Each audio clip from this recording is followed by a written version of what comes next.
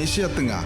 Inilah Radio Republik Indonesia Bau-Bau dengan Warta Kepton, berita seputar Kepulauan Buton. Dalam semangat mengkokohkan ideologi Pancasila, izinkan saya mengajak kita semua merenungkan kembali bahwa Pancasila adalah rumah besar bagi kebersamaan Indonesia.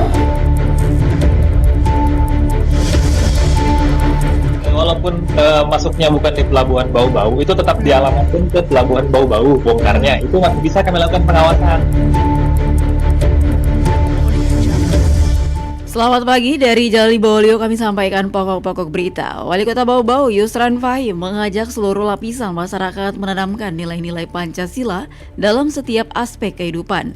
Jelang Idul Adha, Balai Karantina Sultra perketat pengawasan lalu lintas ternak di Bau-Bau. Inilah Warta Kepton selengkapnya Selasa 3 Juni 2025 bersama saya, Waode Sabaria.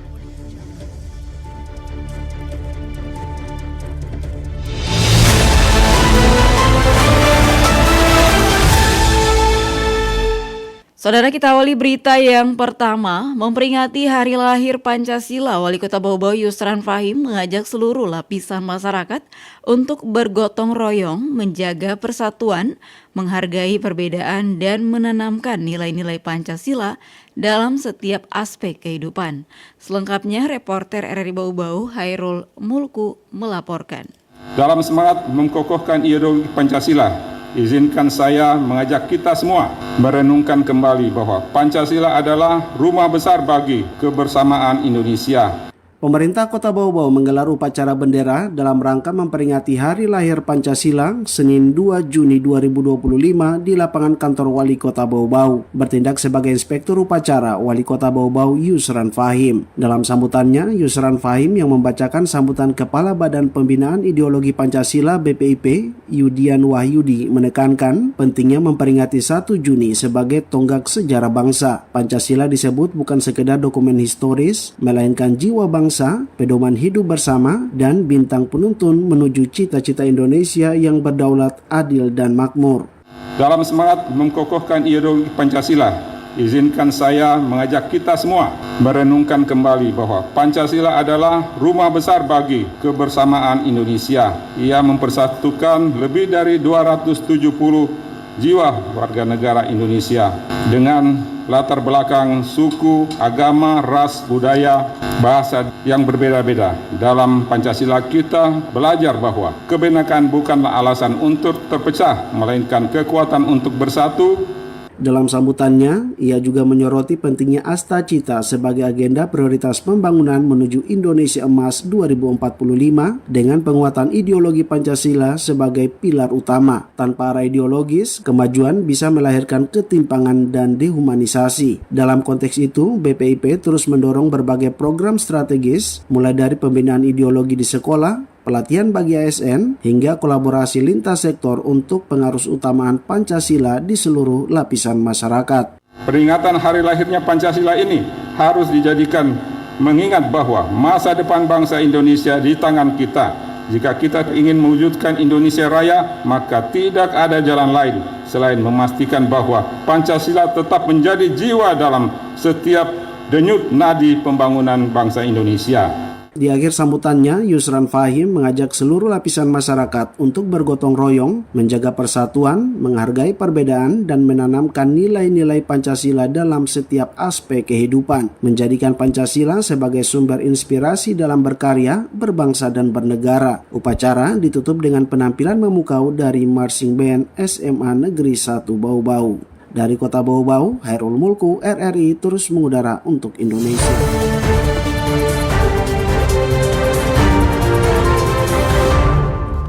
Kita ke berita berikutnya. Jelang Idul Adha, Balai Karantina Sultra perketat pengawasan lalu lintas ternak di Bau-Bau.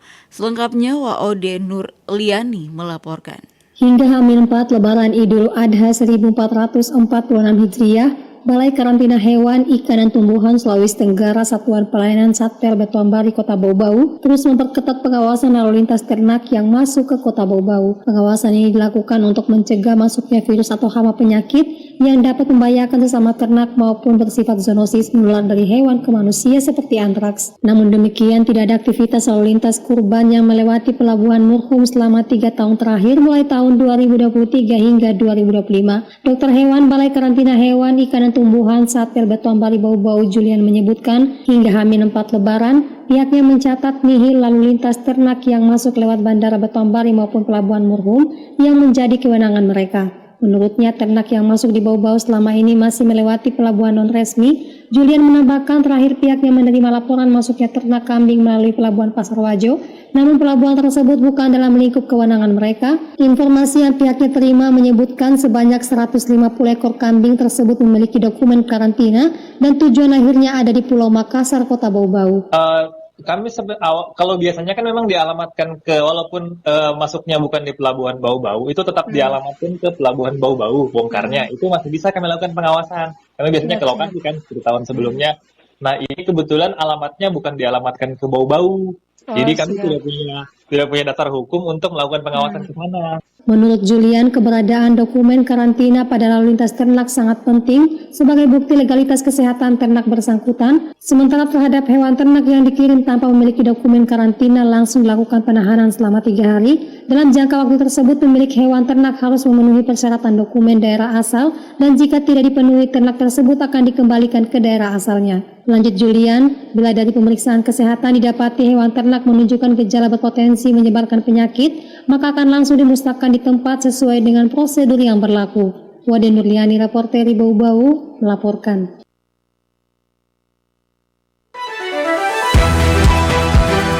Anda sedang mendengarkan Warta Kepton, berita seputar Kepulauan Buton.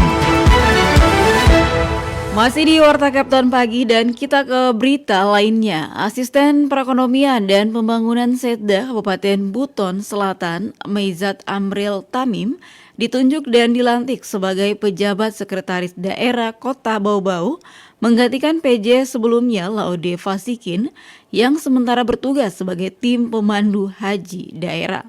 Mengenai hal itu, kembali Hairul Mulku melaporkan. Yakin saudara mampu dan kompeten untuk melaksanakan tugas-tugas pejabat sekda tersebut. Wali Kota Bau-Bau Yusran Fahim secara resmi melantik Meizat Amril Tamim sebagai penjabat sekretaris daerah Kota Bau-Bau. Prosesi pelantikan berlangsung di Aula Palagi Mata pada Senin 2 Juni 2025. Pelantikan ini diselenggarakan sebagai tindak lanjut atas penunjukan resmi dari Gubernur Sulawesi Tenggara. Dengan pelantikan tersebut, Meizat Amril Tamim yang juga menjabat sebagai asisten perekonomian dan pembangunan Setda Buton Selatan resmi menggantikan Laude Fasikin yang kini mendapatkan tugas baru sebagai tim pemandu haji daerah atau TPHD. Wali Kota Bau-Bau menegaskan bahwa selain menjalankan tugas rutin layaknya sekda definitif, Amril Tamim juga memiliki tugas strategis untuk memfasilitasi proses pengisian jabatan sekda definitif sebagaimana amanat peraturan Presiden.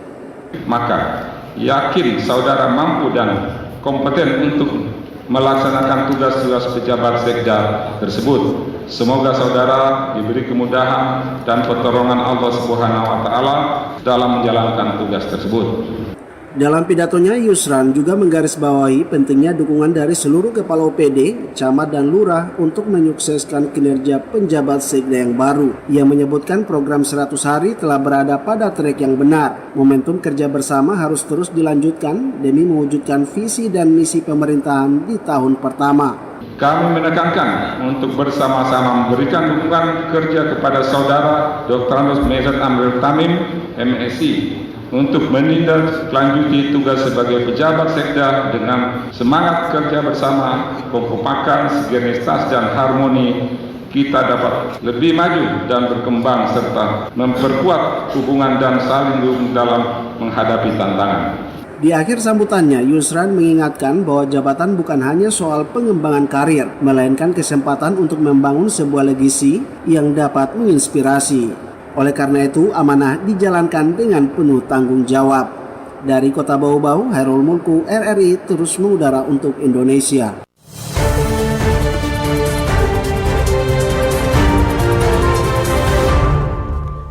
Kita ke berita yang terakhir, proses hibah lahan dari Pemprov Sultra kepada Kementerian Perhubungan untuk pengembangan Pelabuhan Bau-Bau akhirnya memasuki babak akhir. Penyerahan lahan ini diharapkan dapat segera terlaksana demi optimalisasi fasilitas pelabuhan. Selengkapnya, Afriansa melaporkan.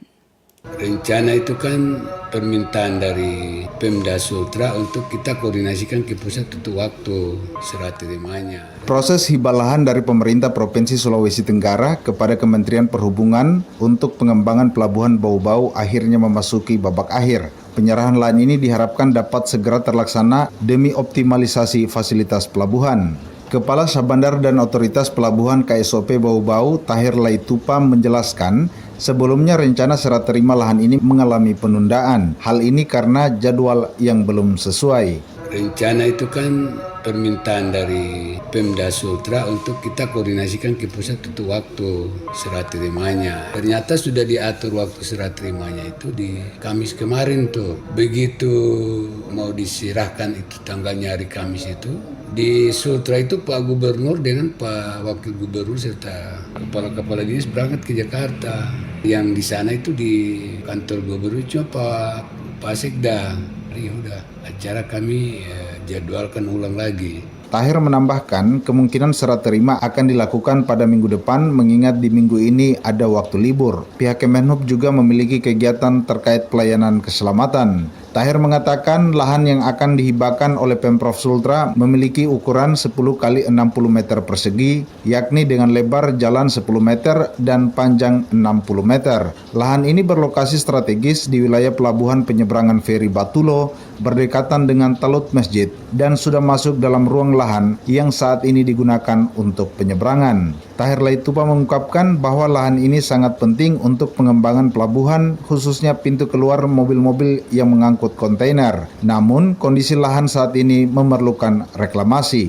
Itu yang kalau memang diserahkan maka terpaksa kami aku lakukan reklamasi ke sana kan, supaya bisa keluar ke situ karena mobil tidak bisa jalan ke sana. Satu-satunya yang itu direklamasi. Setelah penyerahan lahan terrealisasi, KSOP Bau-Bau berencana untuk segera membuat pagar sementara sebagai pengaman. Anggaran untuk reklamasi guna pengembangan area kontainer dan pintu keluar akan diusulkan pada tahun berikutnya. Tahir mengatakan yang pasti saat ini pihaknya tinggal menunggu penyerahan karena administrasi terkait dengan penyerahan itu sudah dibuat dan sudah lengkap. Reporter RRI Bau-Bau, Afriansa melaporkan.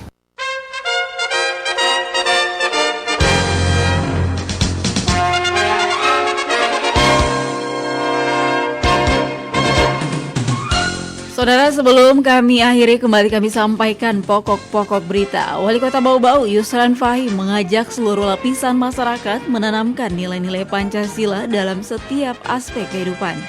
Jelang Idul Adha, Balai Karantina Sultra perketat pengawasan lalu lintas ternak di Bau-Bau. Demikian Warta Kepton hari ini, mewakili kerabat kerja saya ucapkan selamat pagi.